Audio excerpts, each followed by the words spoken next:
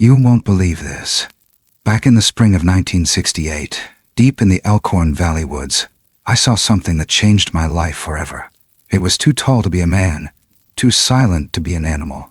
We called him Noah. He first came for food, stole some spicy meat, and coughed all night like a child who didn't know what he'd done wrong. But Uncle Walt didn't grab a gun. He left out a bucket of water, and Noah came back. No words, no sounds, just muddy footprints, and a single ghost pipe flower left by the door. That's how our friendship began. People thought we were crazy. But Walt saw what others didn't. A creature that remembered, that mourned, that once had a father and lost him. I watched Walt give everything. Time, money, sleep, just to keep Noah alive. But he faded. Sat still for hours, waved goodbye to me like he knew. He was leaving. On August 3rd, Noah died in silence. Walt held him all night. 4 years later, Walt passed too. Took the story with him. Or so we thought. Because every year, right around that date, I still see giant footprints around Walt's grave. Not Noah's. Maybe something else. That had been watching, waiting. Noah didn't die a monster. He died a friend. If you think this is just another forest tale, watch till the end. The woods don't forget, and neither should we. I used to think Elkhorn Valley was quiet, just deer, black bears, and the occasional screech of a scrub jay. But the spring of '68 made me realize something was always watching. And it had been watching for a long time. Back then, I was 12. My best friend Mason and I spent most afternoons barefoot, shirtless, muddy, up to our knees, hauling sticks and pretending they were rifles. We lived just past the split-rail fence on Pine Run Road, where the pavement gave up and the world turned to pine needles and dirt. But that spring, it wasn't the woods we talked about. It was him, Walt Granger. To most folks in town, he was a story. The mountain man who disappeared after some incident in Montana. People said he was part trapper, part ghost, wore the same oilskin jacket since the 50s, drank from creeks, didn't talk much. But Mason and I knew better. He was the guy who once saved a lost kid in the Bitterroots, shot a cougar with a slingshot, and made stew out of things that weren't technically edible. We ate up every word. Then one day in April, just as the snow melt started running down from the ridges, my dad looked out the kitchen window and said, real casual, "Well, I'll be Walt's back." The old trailhead cabin just west of our place had been empty for over a year. And there he was, leaning against the porch post. Same beat-up pack, same hat pulled low over his face. Mason and I skipped school the next day. We told our parents we were doing an outdoor project. They didn't ask questions. We hid in the brush for a good hour just to watch him chop wood. He moved slow, methodical, like someone who wasn't in a hurry but also didn't have time to waste. Every motion had weight. His hands looked like they could crush bone, but they moved with care. That evening, after supper, I sat by the living room window pretending to read while I watched the tree line. Our house sat about 300 yards from Walt's. Between us was a patch of tall Douglas firs that swayed like slow-moving giants when the wind came through. That night, everything was still. No wind, no sound. Until something stepped out of the woods. It wasn't like seeing a deer or a bear. It didn't shuffle or dart or creep. It just stood, tall, broad, covered in something dark and heavy, like wet moss or fur, hard to tell in the low light. Its arms hung long, fingers down near its knees. It didn't move. It didn't make a sound, but it was looking straight at me. I froze. My breath caught mid-throat. It was too far to see clearly, but I knew it wasn't anything I'd seen before. Not in Elkhorn. Not in Elkhorn. Not anywhere. The thing stood there, maybe 30, 40 seconds, then turned and slipped back into the trees, like mist pulling into shadow. I backed away from the window, heart thudding so loud I swore it might wake the whole house. I didn't sleep that night. I didn't tell my folks. I didn't know how to describe what I saw without sounding insane. But the next morning I walked straight to Walt's cabin. He was sitting on a stump, whittling something small. Didn't look up when I approached, just said, "Something on your mind, Carter." I opened my mouth, shut it again.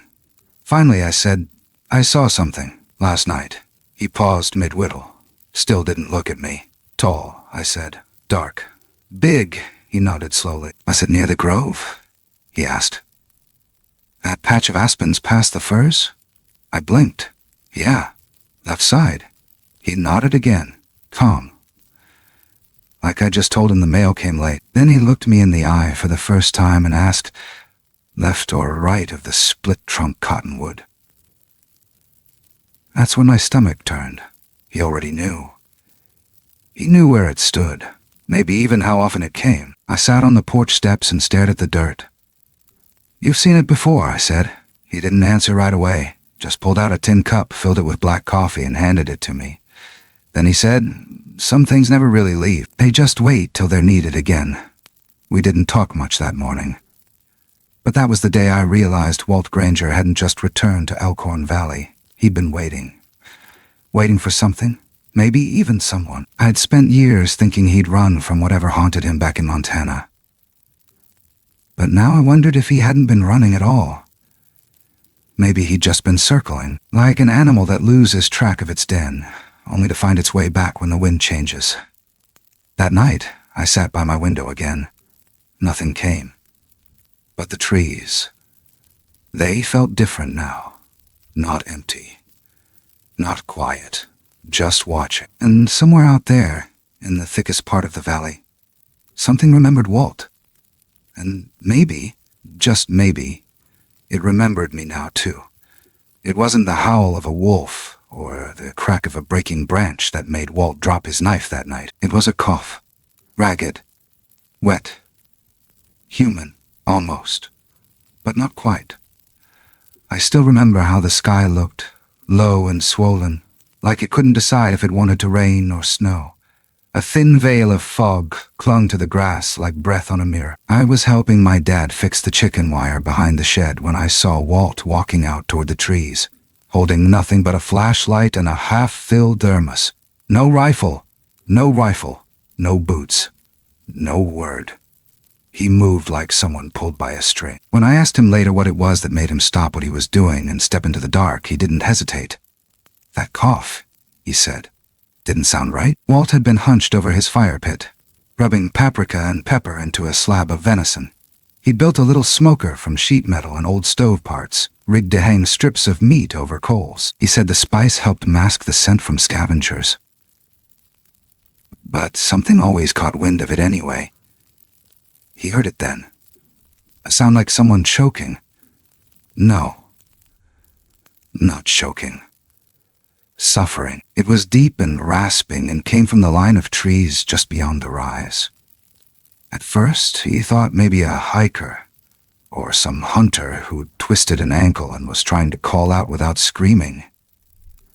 But the rhythm was off, too drawn out, guttural. It didn't say help. It said hurt. Walt took his flashlight and followed the sound. 50 yards in, just past a thicket of brambles, he found it. The ground sloped into a shallow hollow, and right there, in the shadows, was a figure crouched low, one arm braced against a tree, the other pressed tight against its throat. The sound came again, wrenching and broken, like whatever it was inside that chest didn't belong there anymore. He said the smell hit him first. Not rot, not filth, something hot. Burned, like scorched fur and old sweat. He raised the light. What he saw wasn't a bear, not even close. The creature was massive, shoulders hunched, knees bent like it had dropped and never stood back up. Its skin, or maybe fur, was matted down along the spine, coarse and patchy, and its foot, the one angled just slightly into the light, it was wrong. Too long. No clear toes. twisted backward like it had been built inside out. But the thing didn't run, didn't flinch, just turned its face slowly, one hand still on its throat, and looked at Walt through the dark. He told me later that was the first time he ever saw those eyes, and they weren't animal. There was pain in them, and confusion. But in that, there was awareness, recognition. Walt said it stared at him like it was trying to remember where it knew him from. He didn't shoot. He didn't shout. He just stood there, light quivering in his hand, breath clouding up around his face. Then he did something I didn't expect. He fired a warning shot, not toward it, just up, into the air. He figured it would bolt. That's what anything wild does when it hears a crack that loud. But this thing didn't move. It sat, slowly, carefully, like its legs were giving out, and it raised one hand, not up high, not like a threat, just enough to shield its eyes from the beam of Walt's flashlight. And it stayed that way. Walt lowered the light and crouched beside a log. He watched it for maybe 10 minutes. Neither of them moved, just steam from its breath rising into the cool night, and the soft wheeze of something that didn't belong in this world trying to breathe like it did. Eventually, the coughing eased. The creature pressed its forehead to its knee and curled into itself, the way a sick child might when the pain's too much to fight. Walt said he whispered, almost without thinking, "You thirsty?" It didn't answer. Of course it didn't. But when he rose and backed away, it didn't chase. It didn't flee. It just watched. Later that night, he wrote something in that little green notebook he always carried. I only saw the page once, years later, tucked behind a library card and a strip of dried jerky. It said, "Didn't see a monster. Saw something broken, something alone. Might not speak, but it listens." When he came home, his hands smelled like wet bark and ash. He didn't tell me anything right away. Just asked if we had any more of that dried apple we kept for fishing trips. I handed it to him, and he walked back out, disappearing into the dark like a shadow swallowed by bigger shadows. The next morning, I noticed the meat from the smoker was gone, all of it, and the latch was snapped clean off. But Walt didn't curse. He didn't look angry. He just said, "Guess it got hungry." He made more that afternoon. Slower this time, lighter on the spices. Less pepper, less heat. I think maybe he figured out what had caused the cough. I asked him if he thought it would come back. He said, "If it's smart enough to be careful, and dumb enough to get burned, it probably will." That stuck with me. Something about how he said it, not with fear, not with awe, just matter of fact, like it wasn't the first time he'd fed something that didn't have a name. The sun set early that evening. I remember because the wind picked up around 5:30, and the power flickered twice. Mason and I were playing cards near the fire when we heard it again. The cough. Farther off, this time, muffled. But still there. We both froze. Mason looked at me and mouthed, "Was that a person?" I didn't answer. I just got up, pulled the curtain back, and stared into the tree line. Nothing moved, but I knew it was there. Not hunting. Just hurting. And for the first time, I wasn't scared. I was curious. And something deeper than that, I was sorry. It came back 3 nights later, but that's another part of the story. And by then, we'd started leaving water out by the edge of the woods. Because sometimes a cough isn't just a sound. It's a signal that something out there is still trying, still breathing, still surviving. It started with a bucket of water, just a plain metal bucket, dented on one side and still smelling faintly of fish from the last time Walt had taken it down to the creek. He filled it to the brim one morning, slow and careful so it didn't slosh, and carried it out to the edge of the tree line behind his cabin. Then he set it down, right on the pine needle-covered ground, and walked back without looking over his shoulder.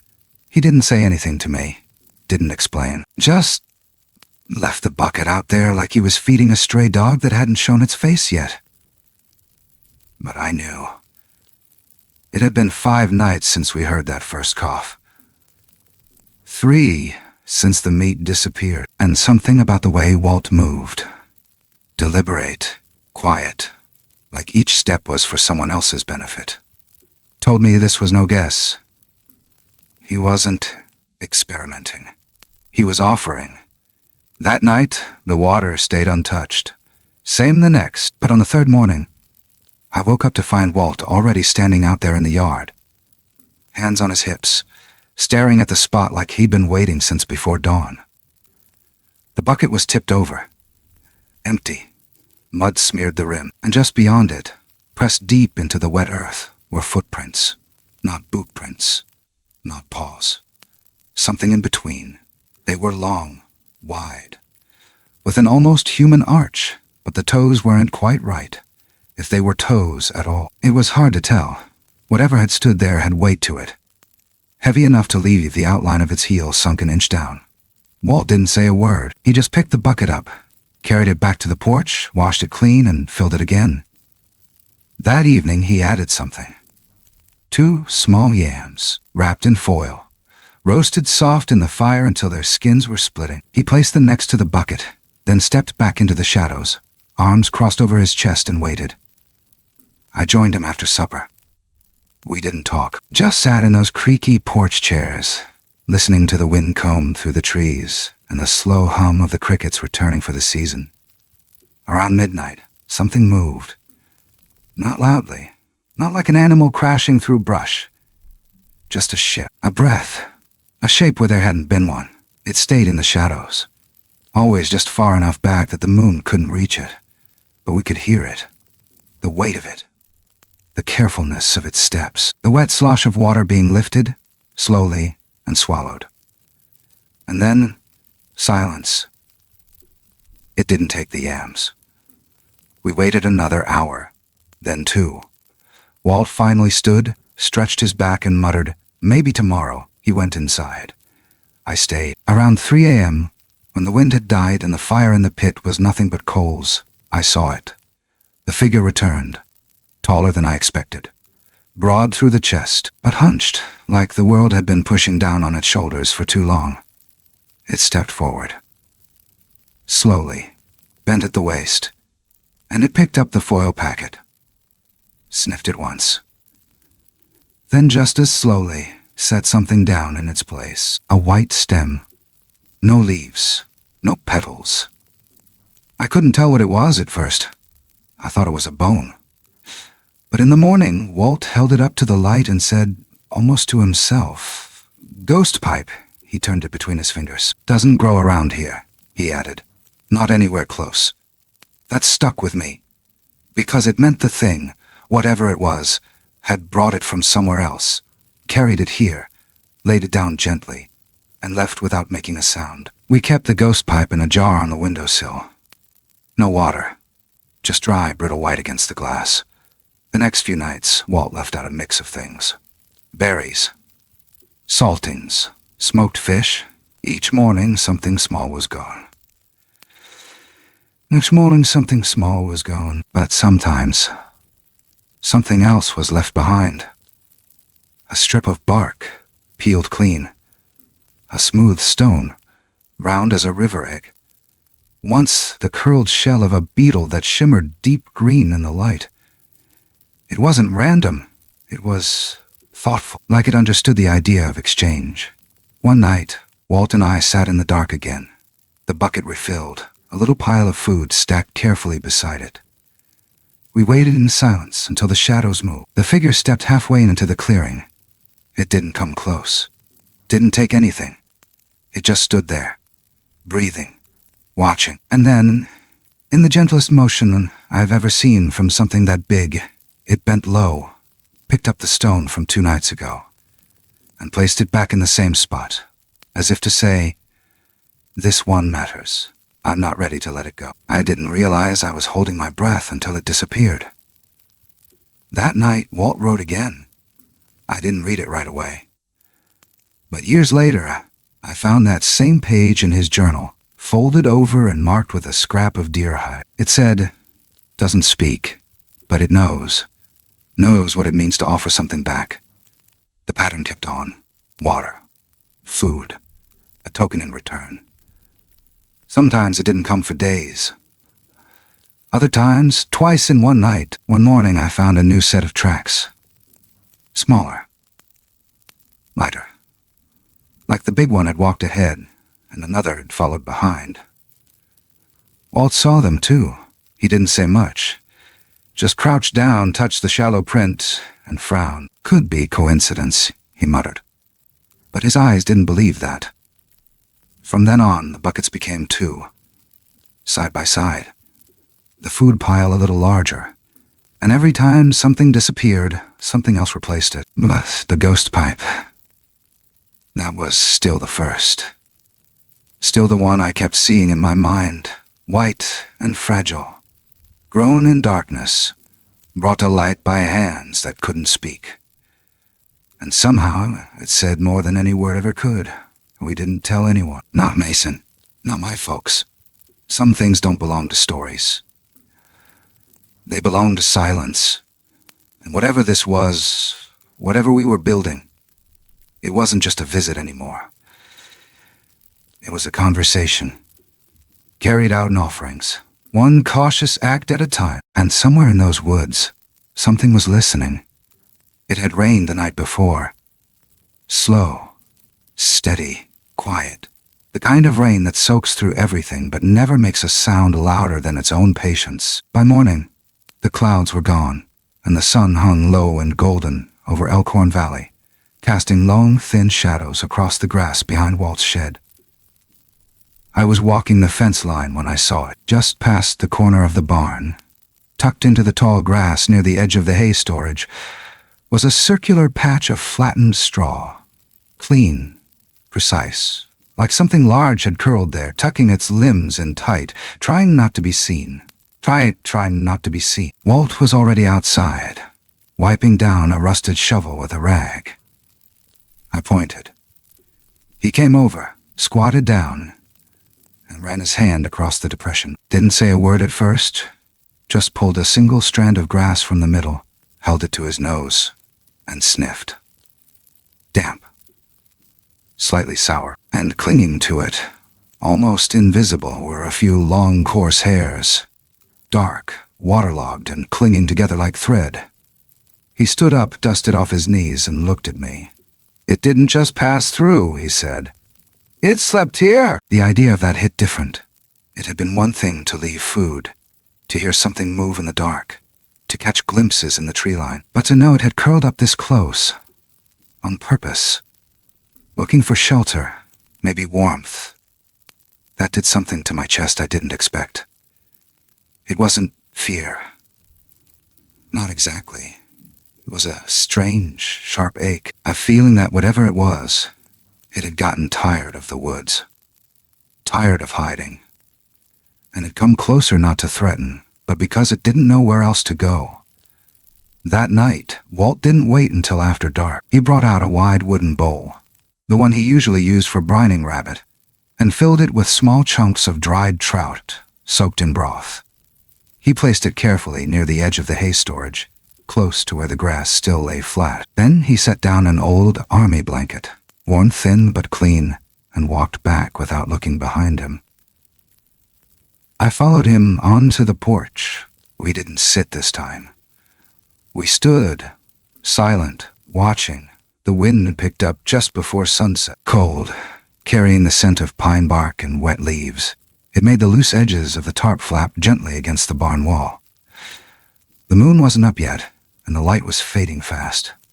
But just as it turned fully dark, we saw the shape, larger than I remembered, but slower, not clumsy, careful, as if it knew how close it was to the line between being seen and being feared. It didn't come from the woods this time. It came from the side of the barn, as if it had already been nearby. I couldn't make out its face, not really. Just the outline of its shoulders, the curve of its back. It hunched low, approached the bowl, and sniffed once. Then, with both hands, wide, long-fingered, Covered in shadow and fur, it lifted the food and brought it to its mouth. It ate quietly, no growl, no chewing noise, just soft, deliberate bites. When it finished, it didn't leave right away. It looked around, then slowly reached into something hanging across its chest. I couldn't see clearly, but it seemed to be a kind of satchel, maybe hide or fiber. From it, the creature pulled a small object. It was round, pale. It looked like a stone at first, but when the creature placed it gently on top of the blanket, I saw the shimmer. It was a piece of quartz, pinkish, mottled, worn smooth by river water. Then it turned. For a second, just a second, it paused. And that's when I saw the eyes. They weren't glowing. They weren't monstrous. They were tired, deep-set, and heavy with something that felt too human to describe. Then it stepped back into the dark and was gone. The next morning, I returned to the spot. The blanket was untouched, but damp with dew. The quartz was still there. And next to it, in the dirt, were lines. Not scratches, not claws, marks. Like something had drawn with its fingers, 4 lines across. Then one line, vertical, running through the others. Walt stood over it, eyes narrowed. 5 nights, he said, almost to himself. Maybe it's counting. I didn't know what to say. Walt picked up the quartz, ran his thumb over the smoothest edge, and nodded. We'll leave it here, he said. Might mean something to him. That was the first time he said him instead of it. That night, we left a different offering. A single hard-boiled egg, peeled and salted. A piece of cornbread, warm from the stove. And a canteen of clean water, uncapped. We didn't stay on the porch. Walt had strung a piece of tarp between 2 trees and set up a small blind low to the ground, with just enough space to see through. We waited there, wrapped in old blankets, breathing slow. The creature returned close to midnight. This time, it didn't go to the food right away. It sat, not like a man would, not cross-legged or knees up. It sat the way animals do when they're unsure but too tired to keep moving. Shoulders hunched, arms resting on thighs. Back curved. It stayed that way for a long time. Then, finally, it reached for the egg. It didn't eat it all at once, just held it, rolled it gently between its fingers, like it was remembering something. When it did eat, it chewed slowly, almost reverently, and when it was done, it didn't leave anything behind. No token, no gift. Just the imprint in the dirt. After it was gone, I went to the spot, flashlight low. The impression it had left in the hay was deeper this time. Clearer, a curl, a tight shape, like someone trying to sleep without being noticed. I crouched beside it, ran my hand along the flattened grass. It was still warm. Walt came up behind me, real quiet. I looked at him. Real quiet. I looked at him. Real cold, I said. And he's not sleeping in the woods anymore. Walt didn't answer for a long time. Then he nodded. He'll bring out more blankets tomorrow, and that was it. No plan. No big declaration. Just 2 men. One young, one old. Doing what they could to make room for something the rest of the world would have shot on sight. That night I lay in bed with the window cracked open, listening to the night settle back over the valley. The trees creaked. An owl called from the ridge. Somewhere far off, a branch snapped. And in the quiet after, I swore I heard breathing. Slow, measured, near, but not afraid. Not anymore. It was the first warm night of the season, the kind that makes the walls of a cabin feel too close, and the air feel too still. Walt had left the front door propped open with a rock. He said it was for the breeze, but I think we both knew it was something else. Something about that night didn't ask for barriers. The moon was high, filtered through bare pine branches, silver and sharp. And the fire, just a small one, crackling in a rusted-out barrel, cast enough light to keep the shadows dancing but not enough to chase them away. I was sitting cross-legged near the flame, peeling the skin off a roasted sweet potato. Walt was across from me, rubbing a cloth across the blade of his old folding knife. Neither of us spoke much, not until the stillness shifted. It didn't start with noise. It started with a feeling, like the space between trees had pulled tighter, like gravity leaned slightly in the wrong direction. I turned.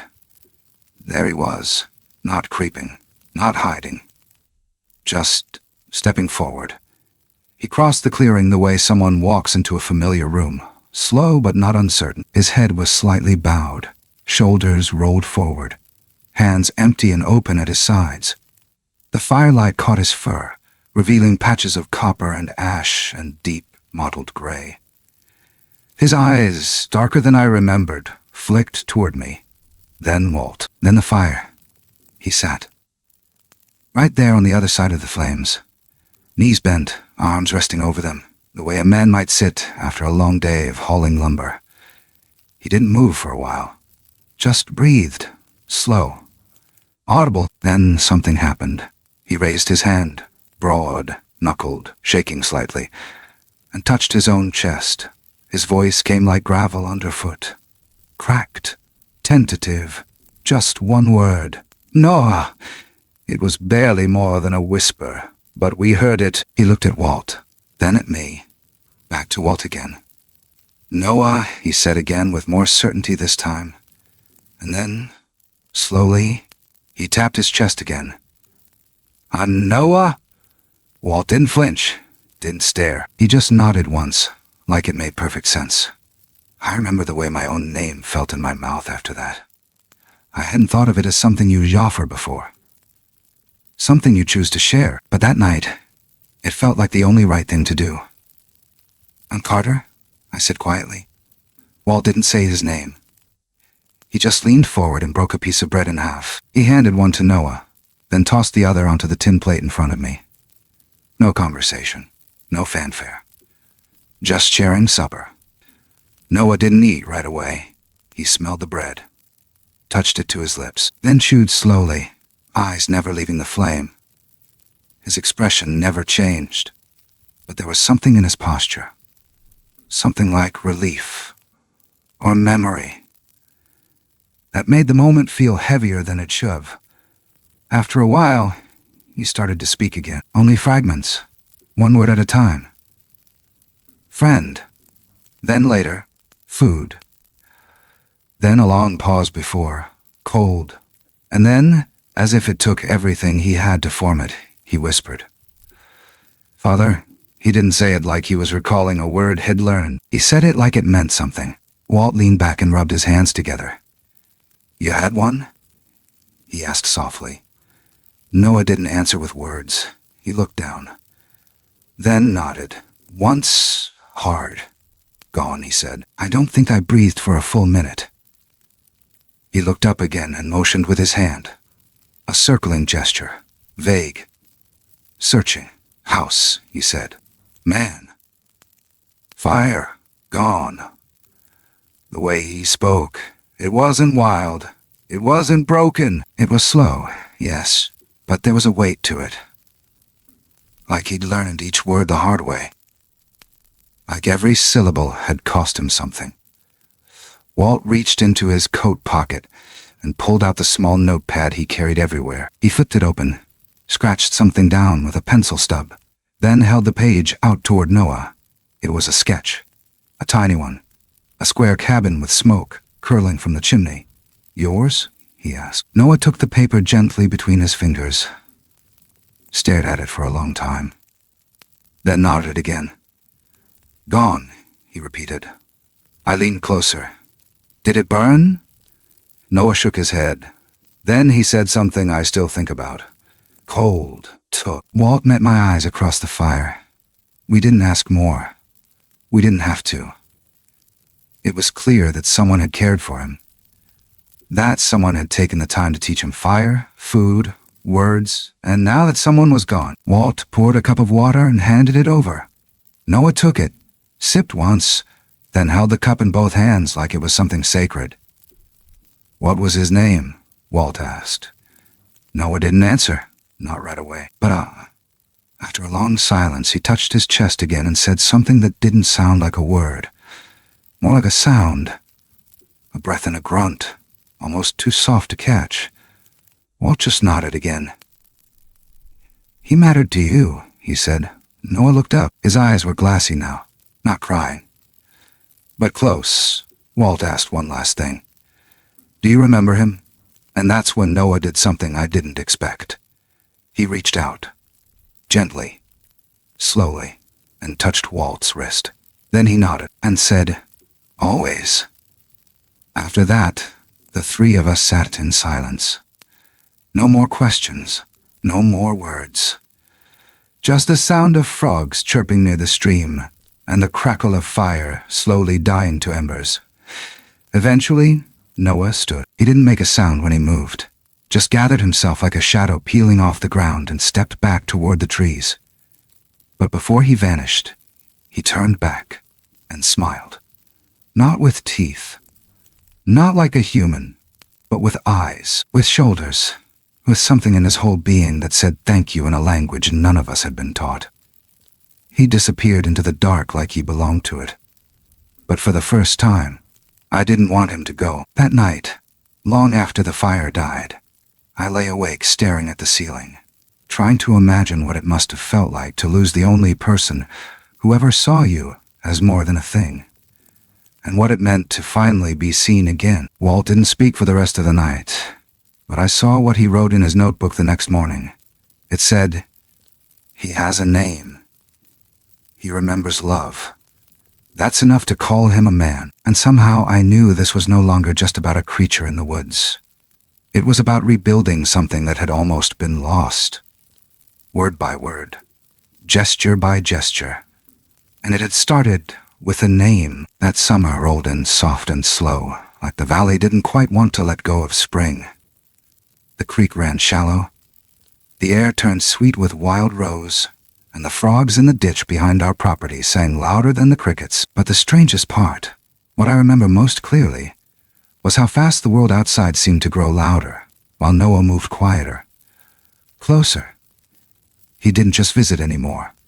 He lingered. He'd show up late in the evening and sit under the trees until the light bled out of the sky, just watching. Or he'd crouch by the shed, fingers dragging across the wood like he was remembering something no one else could see, but they wouldn't go near it. Not after the bulldozers came. A few men from Ridgefield had come up in early June to start clearing land for a row of summer homes, cheap lakeside properties they could flip for vacation money. They worked fast, cleared brush, dumped gravel, brought in a porta-john, and ripped up the patch of shore where the deer used to drink. It wasn't just noise, it was wrongness. The kind that makes animals vanish for weeks, the kind that makes everything else lean inward and stay quiet. Noah stopped going that way entirely. He didn't say it out loud. He didn't say it out loud. He just stopped glancing east. His shoulders curled tighter. His eyes avoided the clearing, and when Walt asked if he wanted to walk near the lake, Noah only muttered, "No." So Walt found a way around it. He drove down to town one morning, didn't tell me what for, came back an hour later with a blue plastic kiddie pool. The kind with molded fish on the bottom, and one cracked lip like it'd been sitting in the sun behind the hardware store. Since the Eisenhower administration, he filled it with hose water, let it warm under the sun, and set it near the far side of the cabin where the trees still thickened like a wall. Then he waited. Noah showed up that evening like usual, slow and barefoot, pads of his feet silent in the pine needles. When he saw the pool, he tilted his head, just a little, and looked at Walt. Walt said nothing, just nodded once and walked back inside. It took Noah nearly half an hour, step by step, glancing back every few feet. He sniffed the water first, then touched it with one finger. Finally, he knelt, and with the gentleness of someone handling something sacred, he lowered himself in. It didn't look right. A creature that big, folded into a space made for toddlers. His knees stuck up above the rim. His elbows rested on the edges. But something in his face shifted. He exhaled. Not just a breath. Relief. I was watching from the porch. Walt came out and handed me a mug of iced tea and leaned against the railing beside me. Neither of us said anything for a while, just watched as Noah leaned back, eyes closed, steam rising off his arms in the last of the sun. Then something happened. He turned, looked straight at us, and waved. Not a big wave, not a show, just a flick of his fingers, like a kid saying, "Look, I'm okay now." Walt chuckled under his breath and said, "Guess he likes it." Noah came back every day after that, sometimes in the morning, sometimes just before dusk, always the same. Quiet approach, slow steps, one hand trailing the tops of the grass. He never rushed, and he never went near the lake again. One afternoon I walked out while he was soaking. Hadn't meant to. I was just looking for a wrench in the shed. But when I saw him there, half submerged, arms draped over the edge of the pool like a giant kid, I froze. He didn't flinch, just looked at me, blinking slow. Then, without a word, he patted the ground beside him. I sat. He didn't speak much that day, just hummed, low and strange, almost like a memory of a song.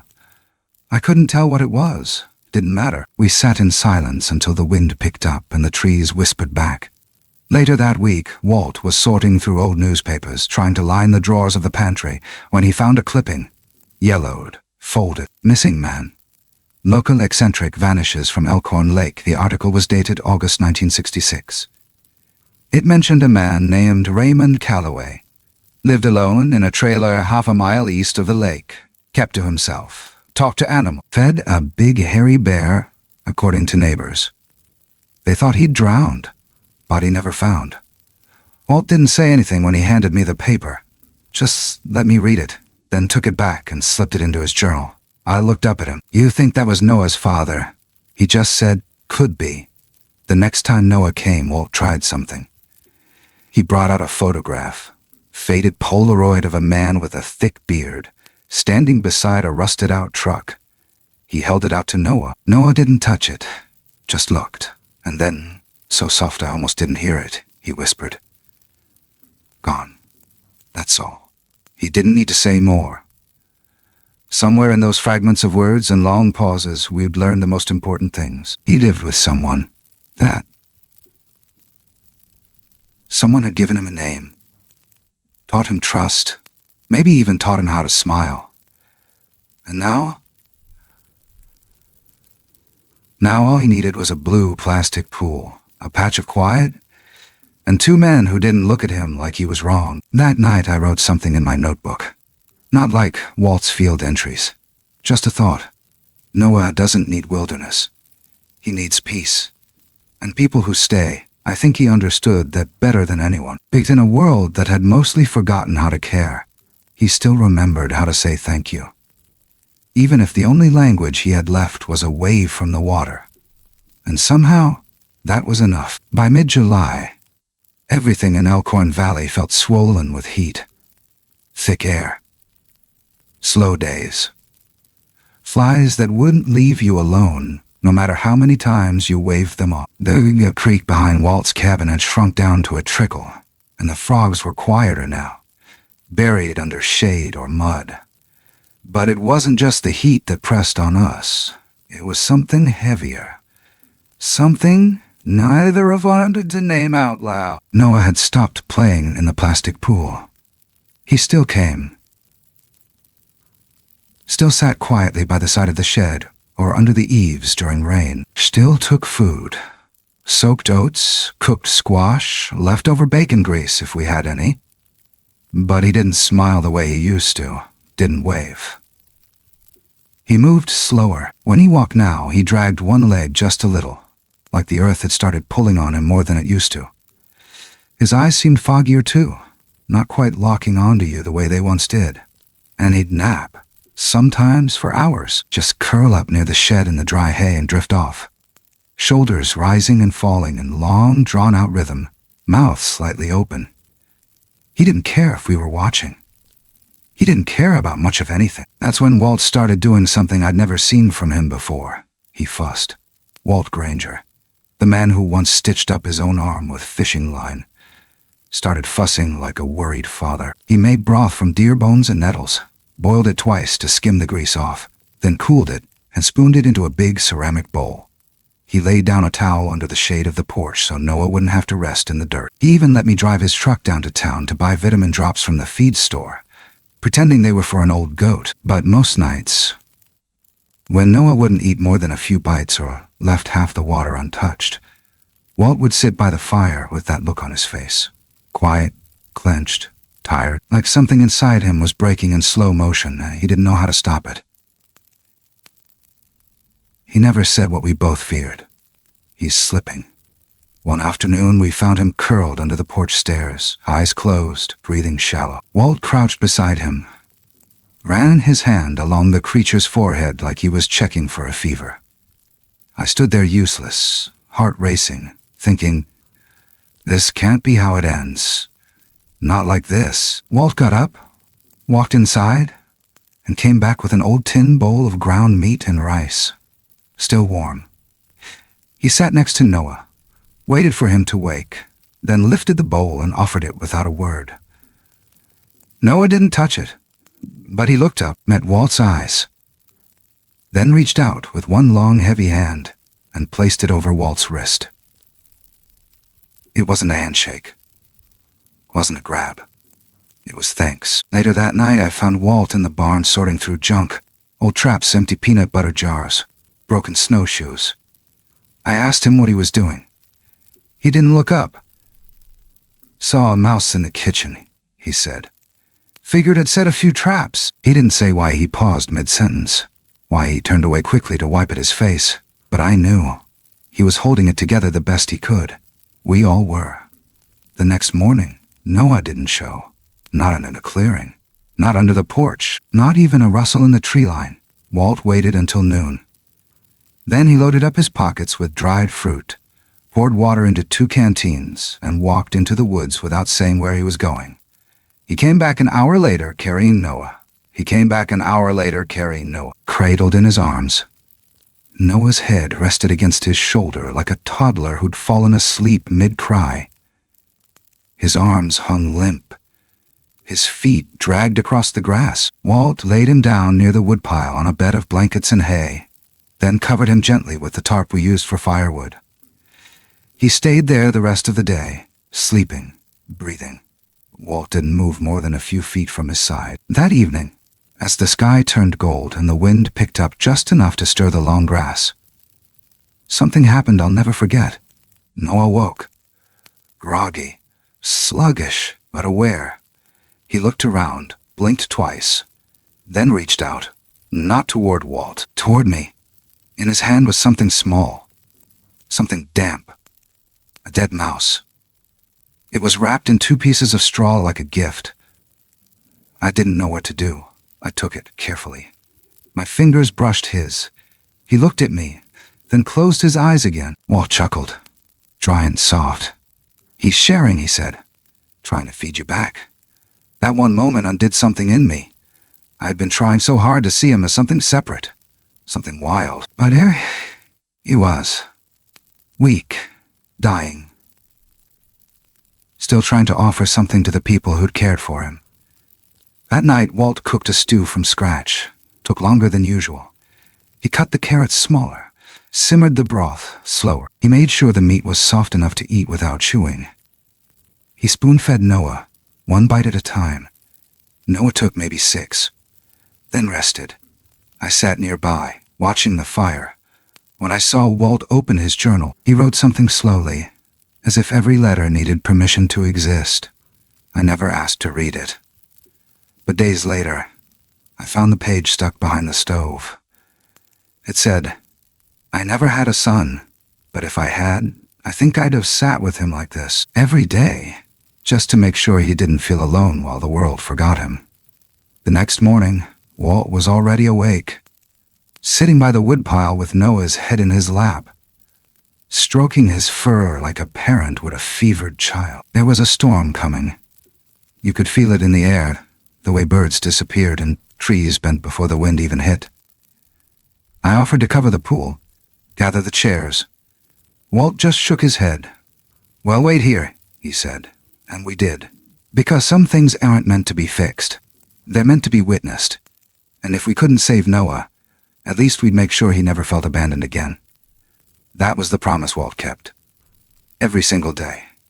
August 3rd, 1968. The morning came heavy, the kind of heat that doesn't rise. It just hangs there, waiting. The cabin was quiet. No birdsong, no creek chatter. Not even the wind against the siding. Just stillness. I remember the air tasted different that day, like metal, like something final. Walt had gone into town early. Said he needed flour and canning lids, maybe a few batteries. But I think he just needed a few hours to breathe. To pretend that things might still turn out different. Noah had been asleep when he left, if you could call it that. He'd barely stirred in 2 days. His breath came soft and spaced apart, like each one took convincing. I stayed behind, sat out on the porch with my book in my lap and my eyes on the tree line. Around mid-morning, I heard a sound I hadn't heard in weeks. Water moving. I stepped down into the grass and followed it. Around the back of the cabin, past the shed, near the corner where the blue kiddie pool sat under the shade of a bent maple. And there he was, Noah, curled inside the water like he had the very first time, legs tucked, elbows resting along the rim. He looked peaceful. Still. Too still. I didn't call out, didn't move. I just stood there watching.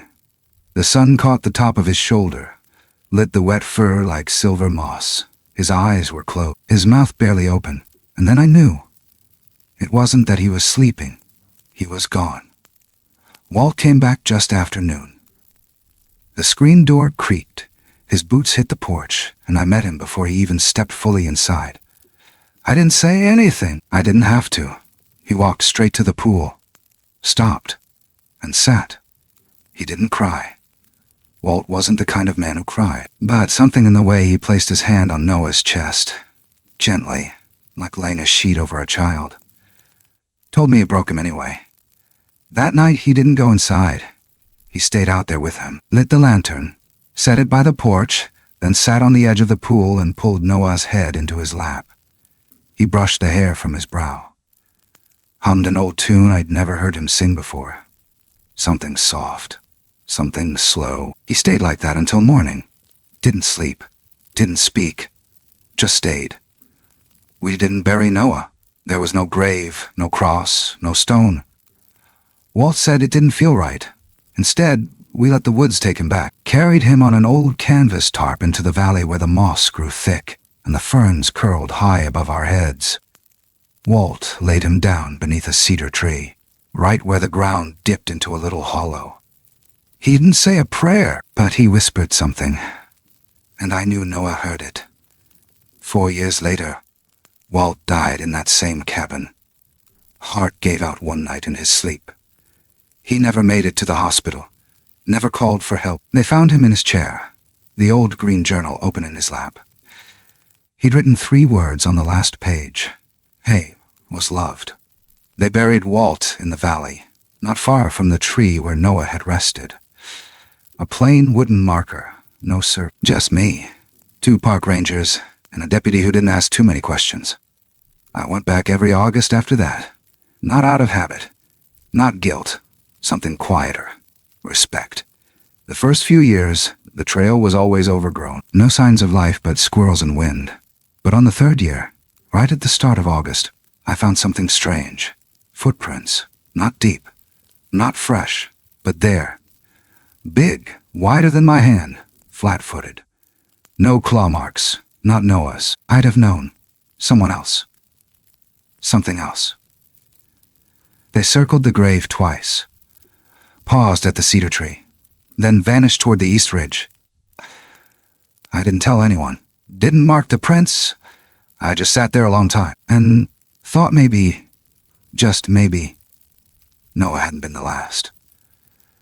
That somewhere out in those woods, something still remembered, still carried that name, still came back every year to stand near the man who once offered a bowl of warm soup and never asked for anything in return. And maybe that's all it takes. A gesture. A space held open, a kindness that lingers longer than the people who gave it. That year, when I walked back to the truck, I didn't feel alone. There was no sound, no movement. But I swear, I felt watched. And not in the old way, not the way that makes your skin crawl. This was different, gentler, like someone wanted to make sure I got home safe. I haven't missed a single August since, because something tells me the tracks might still come back. Maybe they already have, and if they do, I want them to find me there, sitting on the grass, hands resting in my lap, head tilted toward the wind, listening, like Walt used to, like Noah did, because some things deserve to be remembered, even if the world forgets their names, even if they only ever said them once, and if one day, when I'm gone, someone finds my journal tucked behind the stove or buried in the crawl space, I hope they read the last page, and I hope it says the truth. He was not a monster. He was not alone. He was Noah, and he mattered. Sometimes, what stays with us isn't the sound of words, but the weight of silence. A moment shared in the dark, a kindness offered without a name, a quiet gesture that asked for nothing and gave everything. This wasn't a story about monsters. It never was. It was about presence, about staying, about what it means to be seen by another soul. Not because of what you are, but despite it. It was about the spaces between people and the bridges we build without even realizing. Not with tools, not with language, but with patience, with empathy, with the simple human willingness to sit beside another living being and let them know they're not alone. Sometimes, the deepest bonds form in silence, in the quiet exchange of trust, in the decision to protect instead of judge, to listen instead of fear, in a world that's often too loud, too fast, too cruel. There's something sacred about slowness, about stillness, about the choice to care for something misunderstood, not because it's easy, but because it's right. We live in a world that forgets fast, that moves on quicker than we're ready. But not everything is meant to be buried. Some things are meant to be remembered, not with headlines or history books, but in the small rituals of compassion we choose to carry forward. Maybe that's what survival really is, not just clinging to breath or hiding in the shadows, but being witnessed, being known, leaving behind something more than footprints, something that echoes in the heart of another long after you're gone.